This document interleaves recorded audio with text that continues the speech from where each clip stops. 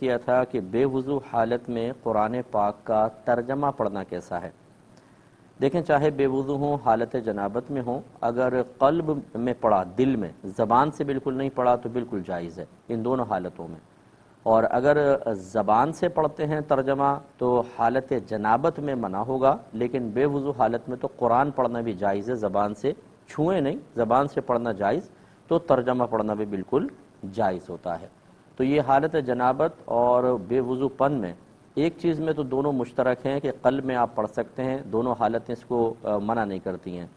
چھونے اور زبان سے پڑھنے کے سلسلے میں حالت جنابت میں منع ہوگا، چھونے میں بلکہ یکساں آپ کہیے کہ چھونے میں بھی جو جنبی ہے یا بے وضو ہے چھو نہیں سکتا ہے، نہ قرآن پاک کو نہ اس کے ترجمے کو۔ باقی زبان سے پڑھنے کے اندر حالت جنابت میں نہیں پڑھ سکتے ہیں، اور بے وضو حالت میں قرآن بھی پڑھ سکتے ہیں، اس کا ترجمہ بھی پڑھ سکتے ہیں۔ ایک کہتے ہیں